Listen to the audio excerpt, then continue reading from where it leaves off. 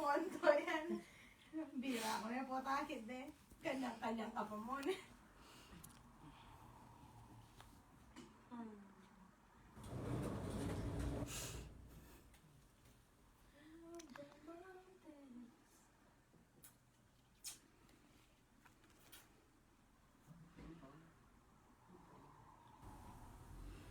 Sunny, it's yours. For you. Good evening po. Good evening, Arving. Good evening po. Good evening. Good evening, Emmy mo, Donna mo, at doon po sa mga nauna.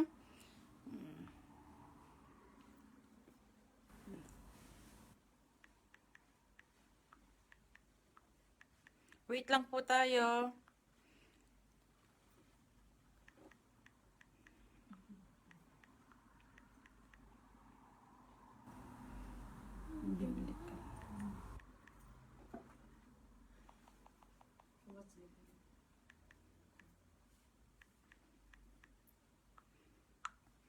Emmy, may unexpected visitor kami ngayon.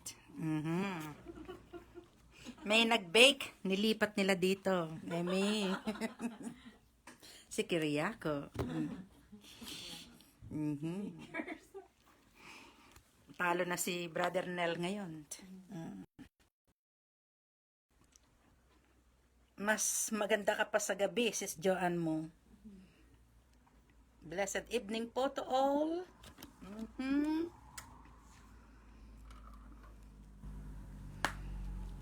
Blessed evening po. Handa na po ba kayo ngayon for our topic?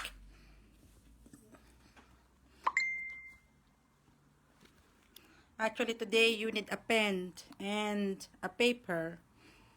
Babalik po tayo sa accounting today.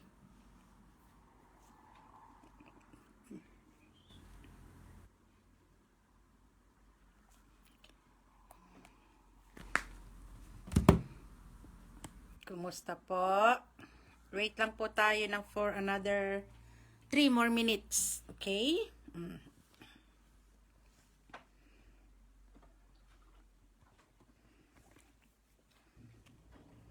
Good evening. Good evening po. Wait lang po tayo. Okay? And soon we're gonna start. Wait pa rin po natin yung mga classmate natin sa seminar ng finances. Okay?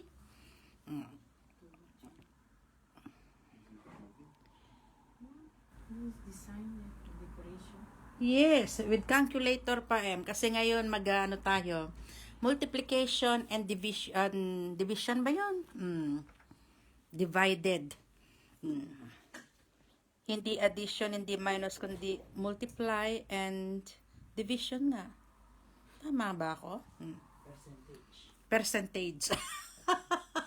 Interest na yun, ha? Good evening po. It's a percentage daw, sabi ni Pastor. Okay, we'll see. Marami po tayong matututunan ngayon sa seminar pong ito. Kung last previous po natin na hindi ko mabigkas na tinatawanan nyo ko about budgeting. Okay? Ngayon, tatalakay naman po natin, continue pa rin po sa budgeting at tuturuan po tayo dito kung paano tayo magbabudget at kung paano tayo makakasave. Amen? Kasi importante po yung alam mo kung ano yung pumapasok, alam mo kung ano lumalabas, at alam mo rin po kung mayroon kang saving. Amen? Ulitin po nga natin yung the last time, yung una, ano nga yung pastor? Principle of accounting. Principle of accounting. Principle of budgeting. Principle of budgeting. Principle of saving. Principle of saving. Memorize ko siya ngayon, okay? So, eto na po si Pastor. Thank you. And makinig po tayo. Amen? Good evening, Sis Agnes. Praise the Lord. Greetings in Jesus' name. Again, it's Tuesday night, and we continue po our teaching seminar about following God's financial principle, breaking out the debt trap. And As we said nga po, the goal of this seminar is to teach us to be a good steward and to be a good manager of the finances that God gave to us and the talents na pinagkaloob sa atin ng Panginoon. And this is the part 5 po ng ating teaching seminar. And I calculate it nga po because hinay natin with learn it slowly. Hindi natin minadali. Aabot po tayo ng last Tuesday of the month. So it will be a total of 7 part. And if you didn't watch po ang part 1, part 2, part 3, just meron po diyang link na ilalagay natin just to review. And we start our journey of this teaching seminar about the money talk. Then we go on to that our money matters to God. We talk about the principle. We already learned the 3 principle. And tonight we will gonna talk about the 4th principle. And before we go to the 4th principle, let's pray. Hallelujah. Father, once again in Jesus' name we give glory to your name. Lord, let your name be glorified and let your name be magnified, O Lord God. Lord, sa mga pag-aaralan namin tonight, O Lord God, Lord, we prayed, open our ears to hear what the Spirit is saying, open our mind to understanding, and open our hearts to receive, O Lord God, especially the 4th principle, O Lord God, of financial blessing, O Lord God, or following the financial principle of God. Father, in Jesus' name, Lord God, Lord, we pray for a teacher's anointing, O Lord God, that we could deliver this word once again clearly as possible, O Lord God, to our brothers, to our sisters, O Lord God. And Lord, I pray in advance, O God, Lord, let faith arise in us, in Jesus' name, that we could really understand. We pray for the Holy Spirit to teach us, to help us to understand, and to have faith, the gift of faith, Lord, to respond sa mga pinag-aaralan namin, O Lord God. Lord, sabi mo nga po, Lord God, as a believers of Christ, as a children of God, we are not walking by sight, we walk by faith, O Lord God. And Lord, let our faith arise within you. In Jesus' name, amen. As we said nga po, ni-reviewin po natin yung first 3 principle is the principle of accounting. We have to write down yung accounting natin. Sabi nga po yung ni Solomon said that know the condition of your flocks. Kailangan alam mo or alamin natin ano yung condition ng financial natin. Ano yung pag-aari natin, what we own, what we owe, ano yung utang natin, what we earn, magkano yung kinikita natin, and where it all goes. Pagka na-fill po natin yung first principle, we will heading to disaster. Suddenly, you just receive your salary or you receive your money and then you could not figure out kung saan na pupunta. And that is a headache. Yeah. Hello, are you hearing me? Amen. And then if you don't do the accounting, you could not do budgeting. Hindi po tayo, you could not just pick one principle and use it. These 5 principles are connected to one another, to each other, and they work together. You could not separate them, you could not divorce them. Are you with me? Amen. So you could not just say, I will apply only the principle of saving, but I will not apply the principle of accounting. That's not possible. Are you with me? So in accounting, you could budget because you know exactly how much money you earn. Yeah. You could easily divide, you could easily budget if you know exactly what you own, what you owe, what you earn, and where it goes. Amen. Are you with me? Now, in budgeting, as we said nga po last Thursday, some of us are difficult in budgeting, especially when our salary is monthly. Yeah. Hello? That's true. So, what we apply, Pastora Mel and I, what we apply, we started it, we divide that monthly expenses, or we write down our accounting, where it goes, ano yung, especially, ang pinakamalaking expenses actually is, in our family, is food. Yeah. Because we eat a lot. Hello, are you hearing me? That became our principle. We work hard, we should eat what we want. Hello, are you hearing me? But with that, all we want, it's in the, how you call it? In the budget. We have to budget that. Yes. Are you with me? Amen. So, what we did, because it's 1 month to budget 1 month, it's too many days or too long. Too long, So what we did, we divide our Every monthly week. budget into 4, into weekly. Yes. Hello, are you hearing me? It's And true. it helps a lot because you know exactly what you should spend in 1 week. And when we start budgeting, we also look for, example, we go to the supermarket, we check which one is on sale. Hello, are you hearing me? If we know the vegetable is costly, we switch to meat. Meat. And when the meat is expensive, we switch to veggies. veggies. Kung ano yung magkakasya sa budget. Yeah. If you fail to do that, you are in disaster. Now, most of us are OFW. Yeah. Are you with me? So, ang nagbabudget ng food ninyo is employer. Employers. But, as we said nga po, nagpapadala kayo ng finances sa Pilipinas. Yeah. Ang family nyo ang nagko-consume. Hello, are you hearing me? If you don't teach them how to budget, at pagkasya yun ng budget, sister, walang hanggang tawag, walang hanggang text message, mapadala ka. Kulang. Yeah. Kulang. Why laging kulang? Because they fail to budget. Yeah. They don't apply the principle of budgeting. Budgeting. Are you with me?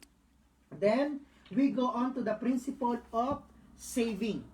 Now, hindi lang tayo spend ng spend, kailangan din nating mag-save. Very important yun because hindi laging malakas ang katawan mo. Yes. Amen. Hello? Amen. Sabi nga, hindi sa abroad, hindi ka bumabata, tatanda at tatanda. Hello? Sabi nga, at this time, we use our health to gain wealth. Yeah. Pagdating ng time natin, honestly speaking, and that is the truth, we will gonna use our wealth to gain back our health. Yes. But pagka wala kang savings, that's disaster. Yes. That's why we are encouraging you, kung meron kayong SSS, GSIS, PhilHealth, Pag-ibig, continue to do so. Hulugan nyo ng hulugan. At the end time ng pagtanda ninyo, you have some in money in return. Or you put it in investment, put it in business na kahit tumanda ka, nagsige-gain siya ng income. Yes. Are you with me? So, importante po yung tatlong principle na yun, accounting, budgeting, and savings. Saving. Kayang-kaya ni Pastor ang banggitin. Accounting, Budgeting, savings. Praise the Lord. Memorize And ko na. ang principle po, ang fourth principle, actually, is a principle of tithing. We have to return something to God. Hello? As we said nga po, hindi mo pwedeng pick upin lang yung principle 1, 2, and 3. Pastor, hindi ako agree sa principle 4. That's not possible. Ano? Hello? Are you hearing me?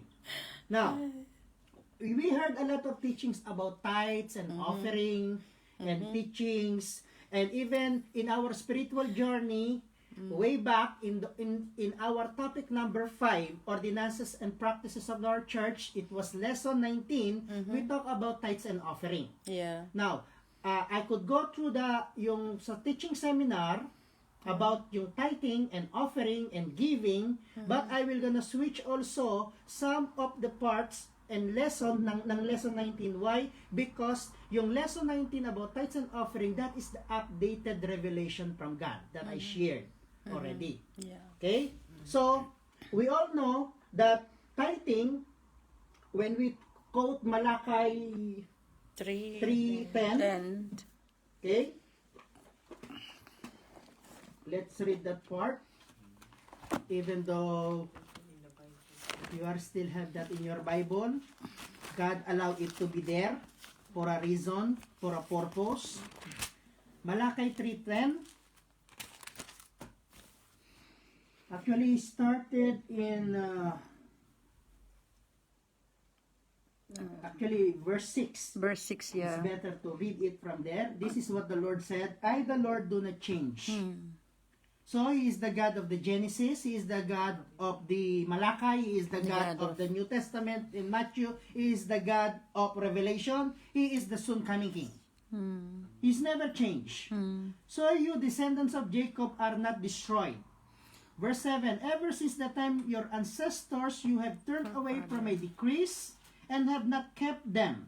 Return to me and I will return to you, says the Lord Almighty. But you ask, how we are to return? Will a mere mortal rob God? Yet you rob me, says the Lord. But you ask, how do we robbing you?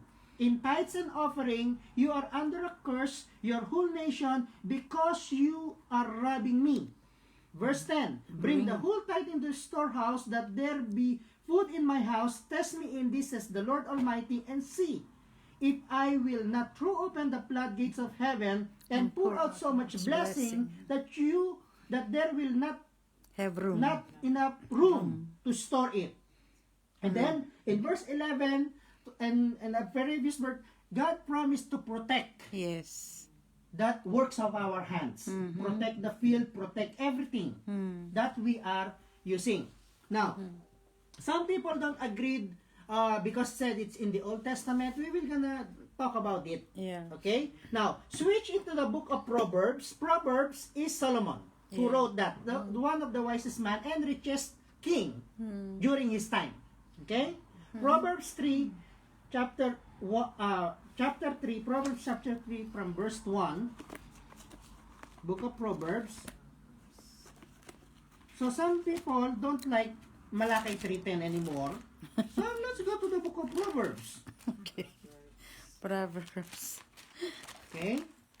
Because in the book of Malakay, they said this is some pastors don't want to hear or don't want to, they argue about robbing and cursing. Yeah. But that's the way it is. If you are not blessed, you are cursed. Okay? Proverbs chapter 3 from verse 1. My son. Okay, let's find.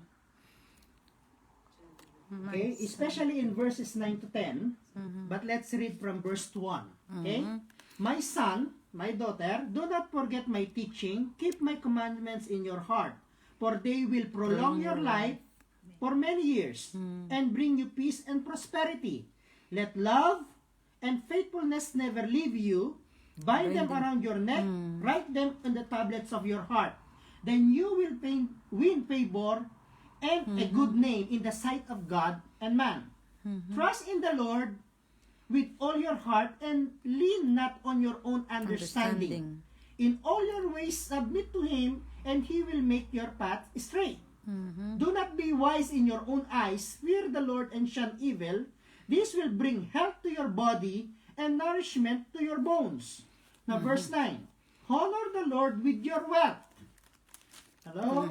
Honor the Lord with your wealth, with the first fruit of all your crops. Then your barns will be brim over with Overflowing. new wine. Then there will be an overflowing. Yun yung promise ng Panginoon in the book of Proverbs. Now, book of Proverbs is tested.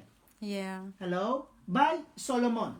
Solomon really, because of the wisdom that he gained from God, he applied it.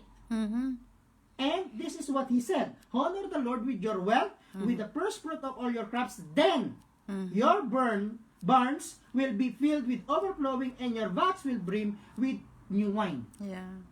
Hindi siya naglalak. Laging meron. Why? Because ginawa ni Solomon ang principle of Yes. tithing. Amen. He is bringing back to God what Yeah. belongs to God. Now, in this teaching seminar, we define, or there is a question here that say why we tithe. Okay? Firstly, it's an act of gratitude to God. Yeah. Means you are thankful. Yeah. You are pleased with God that because God is the one who supply your needs. Hello? Are you hearing me? Sabi nga, recently, when we are praying, Lord, you are the supplier of our needs. Lord, you are blessing me. Then, time and time while I was praying, the way I prayed changed and said, Lord, I declare, you are not the one who are just giving provision. You are my provision. Yeah. Which is true because God is our source. Yes, yes. Hello? it's Are you true. hearing me? Declare that to your life.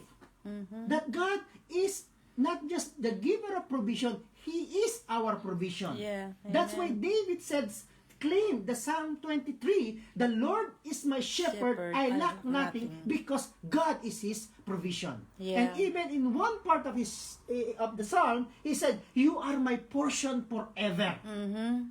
Hello, are you hearing me? So, it's an act of gratitude. It's an act that you said, Lord, I am seeking your kingdom first. Yeah. Lord, I prioritized you. Exactly. Look what happened in the book of Haggai. Yeah, in the book of Haggai. Haggai chapter 1, verse 5 said, this is what the Lord said in the book of Haggai. Let me read it for you. Because Haggai, in the book of Haggai, the Israelites, God allowed them to go back to Israel, to Jerusalem, to rebuild. But their focus changed. They didn't prioritize God. They prioritized themselves.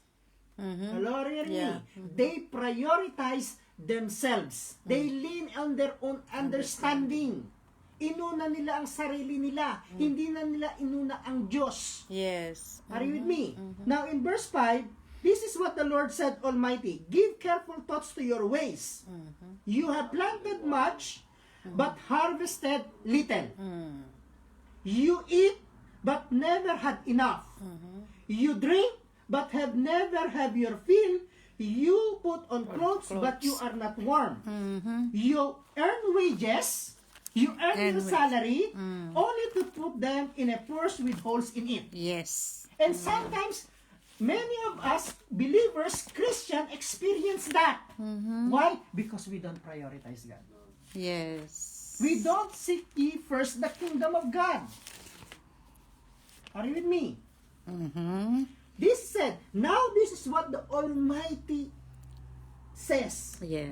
Give careful thought to your Thoughts. way. Amen. Think of it. Then, in Malakay, God said, test me in this, Yes. says the Lord. The Bible said, don't put your Lord your God to the test. No. But, in Malakay, ang Panginoon, ang Diyos mismo, ang nanghamon. Yes, it's true. Hello? Are you hearing me? Yeah. Test me with this. Okay? So, we tithe because we prioritize God. It shows that we give our priority. Then, number 3, why we tithe? Because it's the statement of our faith. Yeah. We put our faith to God. I knew that many Christians heard about tithings on offering. They are willing to tithe. But something hold them back. Yeah. You know what? What I advise them to pray, or to pray for them, is, Lord, give them faith to give.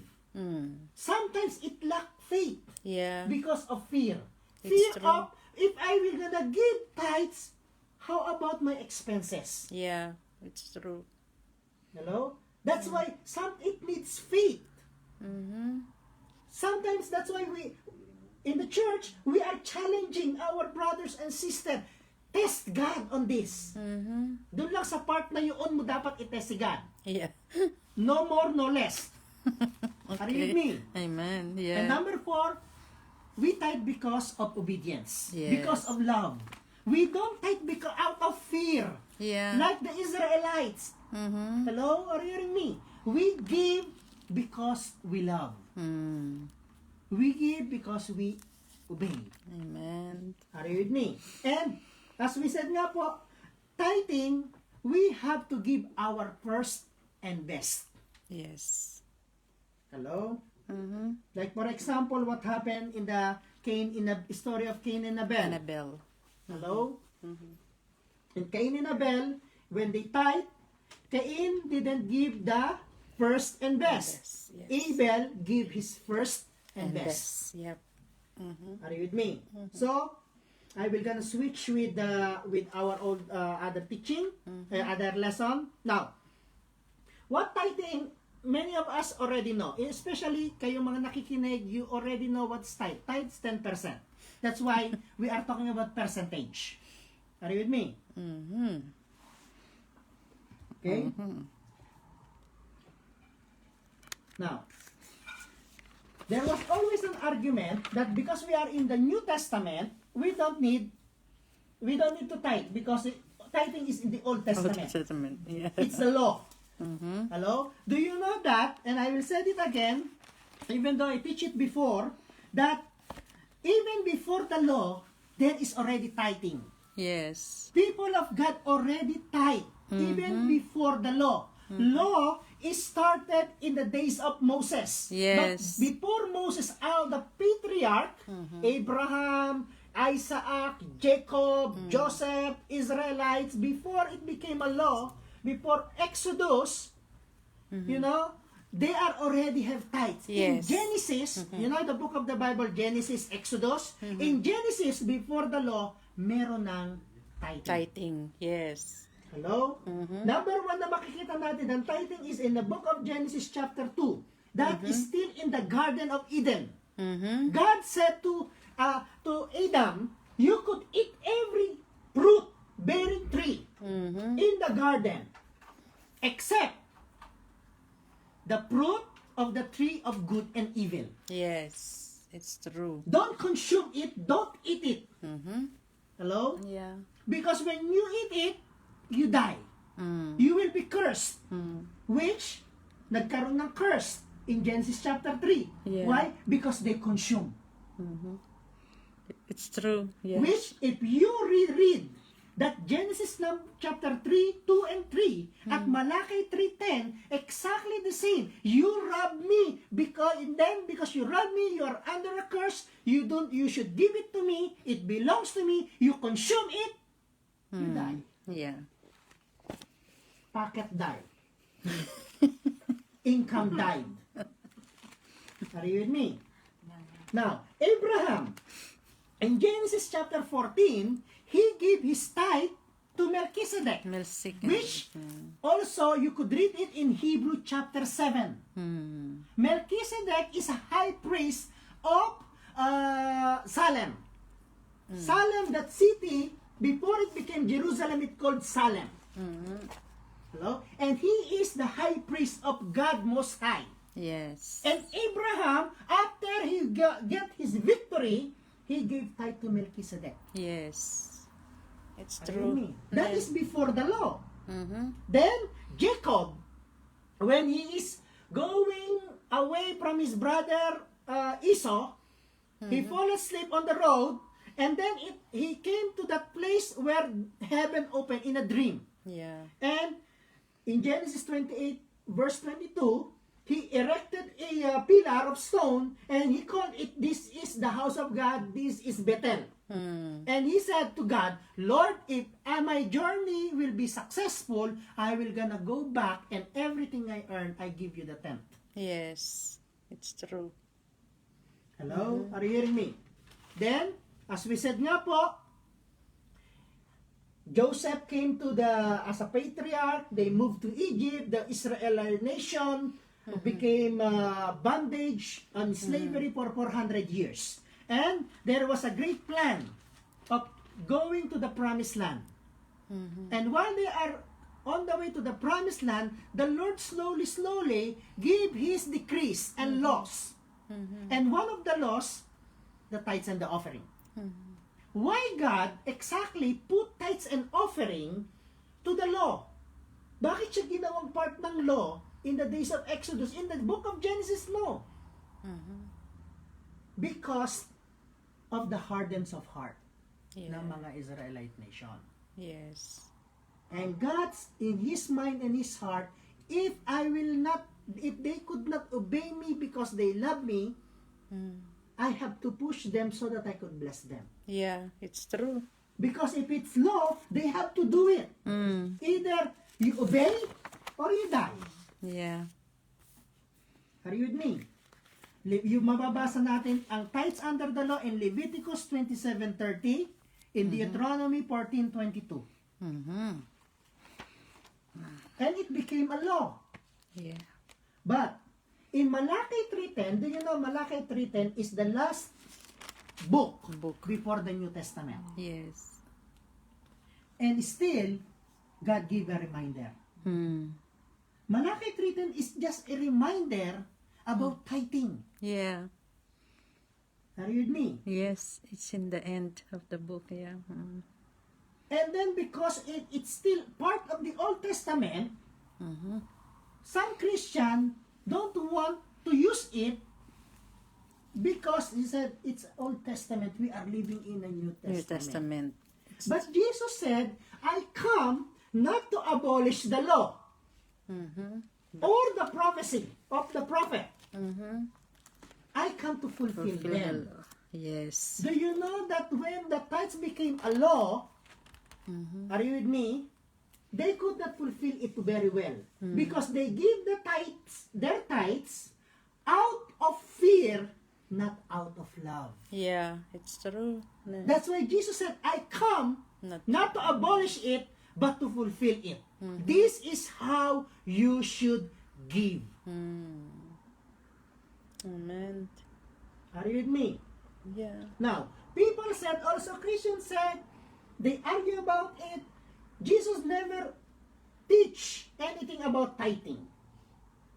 There is no teaching of tithing in the gospel. Sister, brothers, when you read the Bible, observe. Not just read it. Not just study it. Mhm. Observe what you read. Mhm. Matthew 22:21. Mm. The Israelites, the Pharisees of the law, ask Jesus, are we going to give to God or are we going to give to Caesar? What did Jesus say? Give to Caesar what belongs to Caesar. Give to God what belongs to God. Remember, observe. Mm. Sino yung kausap ng Panginoon? Jesus is talking about teachers of the law. Jesus is talking about, talking to the teachers of the law. Jesus is talking to the Israelite nation. Israelite nation knows what belongs to God is tithes and offering. Yes, it's Hindi true. niya na kailangang isulat at sabihin, ang ibigay nyo kay Caesar ang tax ninyo at ibigay nyo kay God ang tithes and offering nyo. Yes, it's true. Observe what you read. Mhm. Amen. Give to Caesar what belongs to Caesar. Give to God what belongs Belongs to to God. God. All the Jewish people know what belongs to God Yes. is tithes and offering. Amen. It's true. Hello? It's true. Matthew 15:17, as I said, Jesus came not to abolish the law of the prophets. But, He came to fulfill them. amen. Now, Pastor, my faith is not anymore in the Old Testament. My faith is in Christ Jesus. Romans 3:31. Open with me. Romans 3:31.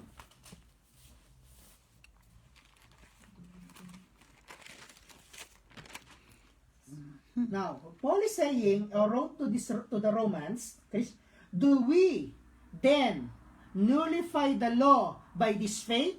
Ang ibig sabihin nun, dahil ba may faith tayo kay God, ipagwawalang bahala na natin ang law? O iseset aside natin ang law? Inunullify, wala na yung law? Yeah. Ang sagot ni Paul, not at all. Yes. Rather we are. Do we then nullify the law because we have faith in Christ Jesus? Paul said, no, not at all. Rather, we uphold the law. In Tagalog, no, dahil sa faith natin sa Panginoon, yung faith natin kay Jesus Christ, pagtitibayin pa natin. Yes. Ipo-fulfill natin.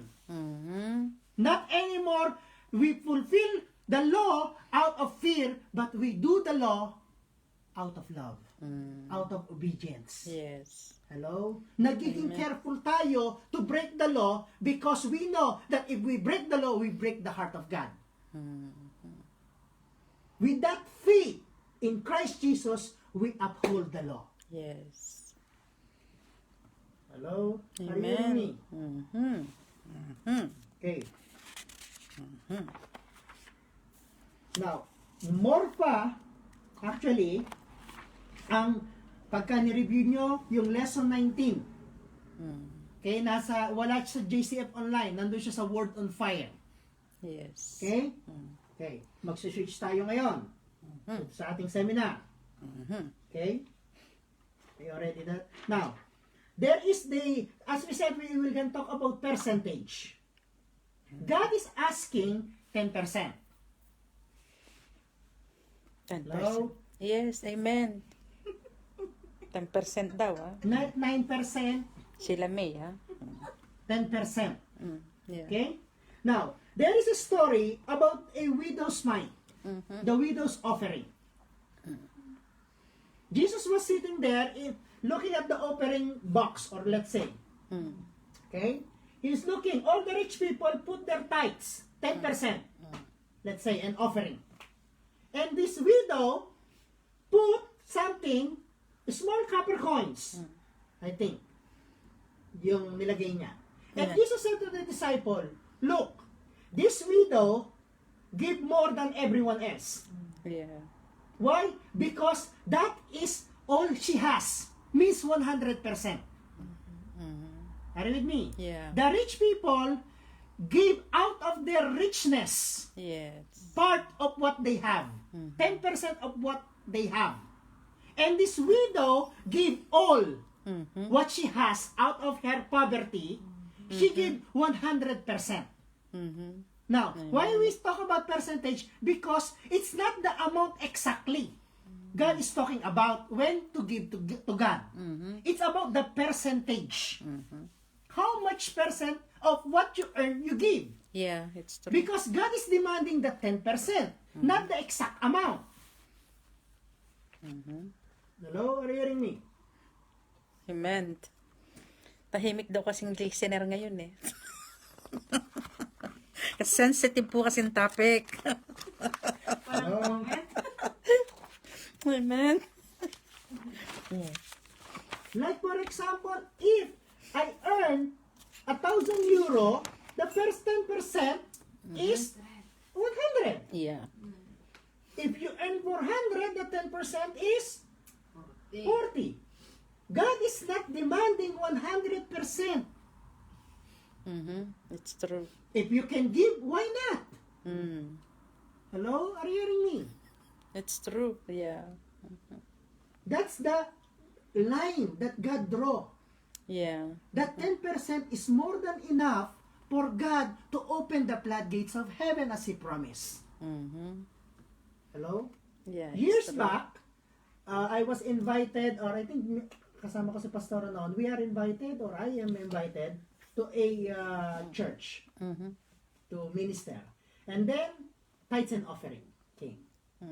And the one who exalt, because in our churches we exalt offering. Minsan pagdidiinan pa nila yung, Oo. are you with me? No. So he said, in her prayer, Lord, I have rather the 90% of my income that you blessed than having 100% of my income that you don't bless. In short, because she gave that not 10%, the 90 remaining was already blessed. Yeah. Hello? Than keeping 100% without the blessing of God. Yeah. Susto. Hello? Are you hearing me? Amen. Now, this is always a problem. Even I teach it many times over. Amen. We always quoting Corinthians. Corinthians that what you sow sparingly, you reap sparingly, you give what belong to your heart. Sister, brother, that is not giving of tithes and offering. Yeah. That is giving to the needy. Yes. Hello? That's not giving to the church. That is giving to the mission, giving to the poor, giving to the needy. 2 Corinthians something, it's not about tithes and offering. Yeah, it's true. And many times I keep telling you that don't use that in the times of tithes and offering because it's not about tithes and offering. It's giving to the needy. Yes, it's true. I give what belongs, what came out of my heart. That's not tithes and offering. Yes. Hello? Tithes and offering is exactly 10%. That's tithes. and offering. Kaya hindi offering and tithes. Yeah. Tithes, that's the minimum. Offering is on the top of your tithes. Yes. Amen. Mm. Na, Pastor, paano pag marami akong channel ng mga income, marami kong business. Mhm. Pag samasamahin mo lahat ng income, then calculate the 10%. Amen. That's the way it is. Hello? Amen. Are you with me? Mhm.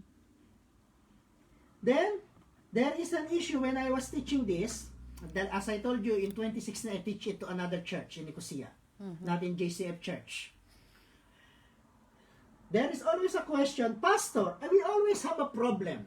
Why? Because some of our sisters, part of the church, meron silang church in the Philippines or church in other places. Meron silang tinatawag na mother church nila sa Pilipinas. Mhm. At sabi ng pastor, pag naka-abroad daw sila lang daw ang aasahan. Sister, ang faith natin hindi doon sa member ng church na pumunta ng abroad. Mhm. Amen. Our faith should be, as a minister, our faith is in God. Teach the people what is tithes and offering and pray that they will gonna have a conviction. Yes. Amen. Hello? It's true. But if you keep, expecting them but not teaching tithing and expecting them to give, sister, that's also not possible. Mm. Teach what is right and give and let God deal with it. Yeah. Are you with me? Now, he said, where you should keep our tithes and offering? Where you eat spiritually. Where is your spiritual house? Yes. Hello? Are you hearing me?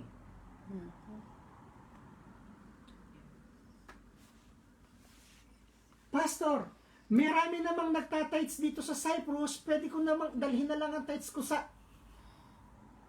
Sister, where is your house? Where do you eat? Mm. Hello? Are you hearing me? Mhm. There will you give your tithes. Sabi nga, okay, padadala nyo lahat ng tithes nyo sa Pilipinas, buhay ang church doon, patay ang church sa Cyprus. Amen. That's true. Sabi nga, where is your field? Mhm. When we talk about tithing in Malachi 3:10, it talk about the field. Mhm. Field is where you work. Yes. You tithe where you are working. So that the rain comes in your land, in your soil, Mhm. in the source of your income. Are you with me? Amen. So, I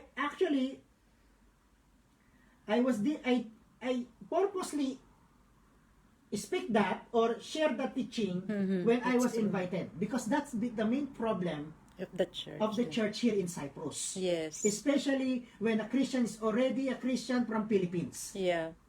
Hello, are you hearing me? It's That's not true. possible. God put you here so that you could help or you could tithe to the house of God here in Cyprus. It's true. Are you with me? Amen. Percentage. Okay. Amen. So, as I said nga po, yung teaching about tithing, find it in lesson, or if you want me to explain further, far beyond, I could do that. You just SMS me or send me messenger, I could teach you.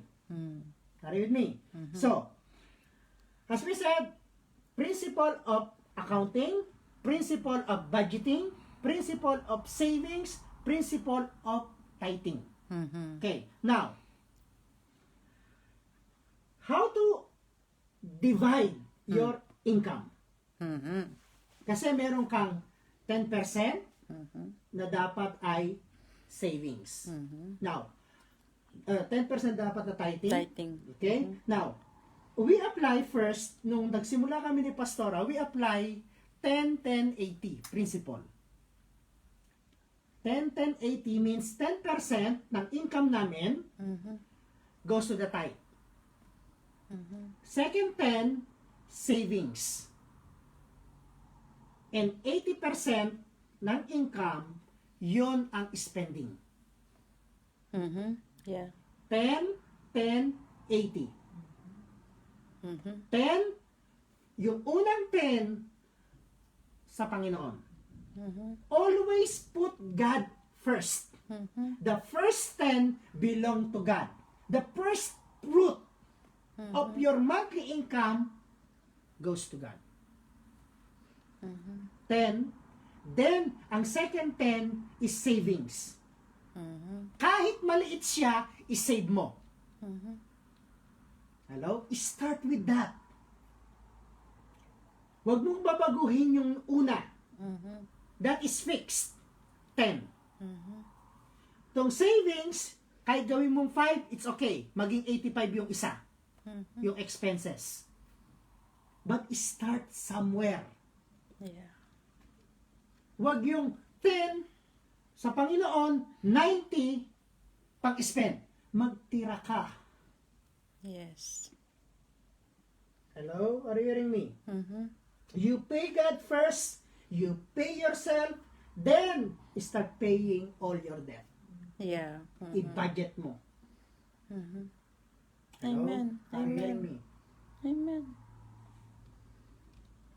Yes. Principle number 4, principle of tithing, give back to God.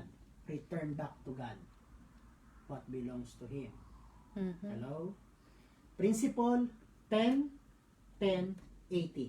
Kung kaya ng 10, 10, 80, praise the Lord. Kung hindi kaya, 10, 5, 85. Yes. Start somewhere. Hello? Huwag nating i-neglect ang Panginoon. Put God first. Are you with me? Amen. So, next Thursday po, ang last principle. Because 5 ang principle natin. Naka-4 na tayo. Namnamin po na natin yung principle 4. Some of you, praise the Lord, you are faithful. Continually giving.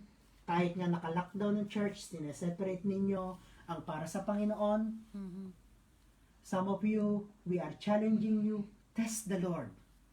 Because ang Panginoon na naghamon, test me it in this, says the Lord, see if I will not open the floodgates of heaven. Huwag tayo maging kagaya ni Hagay. Yeah. Nag-earn ng wage, nilalagay sa pocket with holes. It's Are you with true. me? Yeah. Okay? Meron pa tayong isang principle next Thursday. And then, pag-uusapan din po natin about yung how to go out of the debt trap. Yes. At paano natin marirecognize yung trap? Para yung mga hindi pa, praise the Lord dun sa mga kapatid natin na walang utang at ina-avoid ang utang, praise the Lord. Especially yung pangungutang na may interest. Yes. Okay? So, maghihinto muna tayo. But I said, if you want more explanation, more about tithing, just send me a message. May nagko-question sila bago ka mag-pray. It's necessary daw ba na maglagay ng name sa sa envelope tithes or not? Explain that well. Now, in the Old Testament, okay, ang tithe nila is animals, grains. Dinadala nila yun sa temple. Everybody sees. Okay? Now, why we are asking about putting name? So that we could also pray in both ways. Doon sa mga hindi pa nagbibigay ng tithes, wala pa silang that kind of faith, we could know exactly who's giving, so that in two ways, hindi natin nililista, ito yung tithe giver. Yes, Sa church natin, we preserve that. Ang nakakaalam lang actually ang person na nag-handle ng finances, at saka yung kasama niyang, because when they count money, they are always two. We require that. Yes. Sila lang ang naglilista sino yung tither, sino yung hindi pa nagtatites. We do that so that we could pray more that God will gonna give them faith to give. Yes. That's the reason. Yung reason ng family at yung way ng Old Testament or ng Bible, they are bringing even in the New Testament when they are sending in the gospel already. Even look, Jesus was sitting near the offering box, watching who's giving. Yes. Hello? Are you hearing me? So I hope that answer your question. But in our church family, we purposely in our envelope, we put names, month, how much amount, so that for that purpose and for that reason. Hindi natin this month ang nag-tithes ay si ganito, si ganito, si ganito, at sa kabilang bond paper ang hindi hindi pa nag-give ng tithes, ito. No. We protect that. Yeah. And as well, doon naman po sa mga, like Pastor said, kung bakit namin pinapalagyan lang ng names, because nga po noong kasi nagkakaanuhan kung sino yung nagtatights or not. Yung ganon, like explain nga po ni Pastor, para maipag-pray more. But, if it is in your heart that you don't need to put your name, it's up to you. It's not necessary naman because you know it, you gave it to the Lord, and God knows who you are, kahit hindi mo po lagyan ng pangalan yun. So, doon naman sa accountability nag-account noon, it doesn't matter as long as they give their tithes with anonymous, it's okay po yun. But, yun lang po ang purpose noon kung bakit namin pinapalagay yung mga names noon sa envelope noon so that we could pray more for those, you know. And other also nag-comment nga yung because we are giving in here. Sabi nga, kapag dito ka kumakain, we should give our tithes in here. So, marami nga pong nagko-questions na take this privilege nga po to answer question and answers na po tayo. What we could suggest for those who have, because may mga family home-based church po tayo, you could give your tithes in here, but if you have extra money, you could pledge there in your home church, you know, and give or pledge, you know, but prioritize nga po dito because this is our field, okay? This is our field nga po. So, kaya nga po inaano natin na dito tayo magda-tithes. Kung like ang explain nga ni Pastor kanina, if we all giving our tithes doon sa Pilipinas, you know, and then dito, tulad ngayon, pandemic, lockdown, kung continue tayo nagbibigay doon, di nagbibigay dito, where we could able to, you know, ang tithes and offering, we are using it in the house of God. Yung pong sa mga rent natin, bills natin, doon po ginagamit yun. Ha? Hindi po natin ginagamit for something else, ginagamit po natin yun for that. Ha? So, yung pong more. Another thing that we always encounter, okay, hindi tayo pare-pareho ng naiisip. Yes. Minsan, nai-stress ang ibang mga kapatiran, iniisip nila, saan nila dinala yung amount, saan nila dinala yung tithes and offering. Actually, as we said nga po, accountability yun ng person na naka-in-charge. Yes. When you give to God, nasa hand ni God yun. As we said nga po, but we always said, for the sake of transparency, we are putting reports. And as we said, if you are a family member, you have the right to ask. Yes. Nasaan ang lista, nasaan ang book ng accounting ng church. So, you have all the right to ask. Pero, isip ka ng isip, hindi ka naman nagtatanong, you are stressing yourself. And avoid that. Are you with me? Yes. So, Because you give it already to God, and God's people na in church that, sila ang nag-handle. As we said nga po, may mga bawat churches natin, bawat church family in different city, may naka-in-charge tayong financial minister. Sila ang naggagawa ng accounting, nagbibilang. Actually po, ang nare-receive ko lang lagi is, ang nire-record ko lang sa kanila, report. yes. Na yun po yung pagka na-check na natin, we are encouraging them, ilagay natin sa board. Pero because some look at it, some don't look at it, but we make it as a principle to post it na doon sa ating mga church board. Amen po? Okay, pinapa-answers nila. Okay, answer. May nag-text po sa akin, pinapa-answers nila ito. Let's answer. Sorry. Okay po ba? Nasagutin pa po natin itong, sabi niya, don't tell my name po. Okay. Ang questions niya ay, required tayong propose ng mga yung report natin monthly, right? Monthly. Okay? Necessary daw po ba na ipopost natin lagi ang report natin for the people to know? As Pastor answered that kanina, kailangan nating para malaman nila kung saan napupunta yung tithes and offering. Kaya nga may record po tayo. May report po tayo. Hindi reason yun, ipapakita kung magkano na yung savings natin or income natin. Mas be glad po tayo kung marami tayong savings so that kasi maraming fund in the Malakay, sabi niya, put in the storehouse so that ang storehouse natin hindi siya ma-empty para para whatever comes, for example, yung ganitong sudden na unexpected natin, meron tayong huhugutin sa store natin. Hindi tayo mangangapa. Yun po, kaya nga pag nakita nyo po na malaki ang income ng church natin, be blessed for that. Be blessed for that po, na malaking income natin para marami tayong masasaving at magagawa, ma-expand more for the kingdom of God. Amen?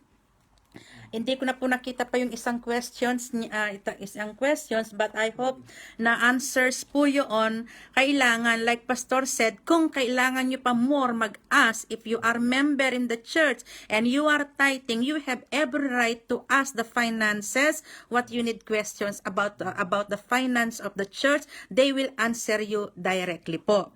Wala po kaming sabi nila, wala po kaming pinagbabawal na ganoon. You are free to ask regarding to the finances if you are tithing.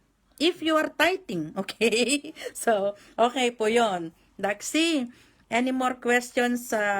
Wag na daw po itong isa. I-PM ko na lang sa kanya. Okay, so I hope you are na answers ka for that. So, yun lang po ang further explanation namin for that. And as we said nga po, wag po kayong mahiyang mag-ask ng question. We are a family. We are open po.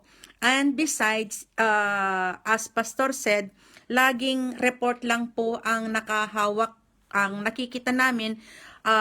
Hindi kaming mga pastors ang umahawak ng pera. May mga naka-in-charge po dyan in each city po. Wala po sa pastors, wala sa leaders. Yung sa mga finance po talaga ang nag-hold niyan. Kaya silang nakakaalam ng flow ng finances natin po. Kaya minsan silang stress. Okay? Tayo hindi. Kasi silang umahawak, silang nakakakita, silang nai-stress, silang nagkakaroon ng burden. Ha? So, yun po ang tithes and offering natin. Okay? Satisfied okay. Satisfied na daw siya sa answers. Thank you po. Okay. Now, also, madagdag din, maraming mga ministers or pastors, especially YouTube or books na kayong mababasa about tithing. And for us, as a family, JCF, here, this is where we stand. Yes. Into that teaching. Okay? Especially po yung complete teaching niya, yung lesson 19 ng spiritual journey. Doon po is out of that teaching is not out of book. It's out of really revelation guided ng Holy Spirit, because that time kaya nabuo po yung teaching na yan is because there is a Cypriot pastor who is he don't want to teach tithing sa church. But they are struggling financially. Another questions po. Can the finance remind those tithers who forget their tithes and how many months? Yes. The finance have every right to remind them. Kasi nga po, kung tithers ka at baka nakalimutan mo dahil sa pandemic, ang finance po have every right to ask them. Okay? Just to remind, maaring, sister, dahil sa lockdown tayo, hindi tayo nag-regular ng service, baka nakalimutan mong mag-tithes, ganon, in a nice Not way. because hindi ka pumunta ng church, hindi ka magta-tithes. Yes, That's yes. not, no. Because when we became a children of God, that's already part of our responsibility. Yes. Dahil nga po, kahit hindi tayo nag-church, ang building rent po natin, umaandar po yan. Kaya nga po, nagkaroon tayo ng problem sa isang city natin because hindi nakakapunta, hindi nakakapag-church. Kapag hindi nag-church, walang income, walang offering. Wala rin pong tithes. But, ang rent po natin, patuloy yan. Hindi yung mga members ang nai-stress, ang finances po ang nai-stress, to be honest. Lalo na nga yun po sa isang city, malaki ang rent ninyo, kulit din yung mga may-ari. Ganito din po sa amin dito, kulit ng kulit, you know. Yung mga, mostly nga po, mga titers namin, hindi sila nakakalabas. Kaya nga, sabi nga namin, you know, nai-stretch out pa kami because nga yung mga titers hindi pa sila lumalabas. Yung namang iba, may umikot, nag-collect, kagaya din po sa north side. To be honest, umikot daw yung isang leader just to collect the tithes dahil mabibitin sila pag hindi sila mag-collect ng tithe. Okay, so it is right to remind them. Actually, not only those titles, remind people, everyone, especially in a time such like this, na dapat magtulungan po tayo. Tulungan po natin ang house of God ngayon because nga po of this situation. Amen?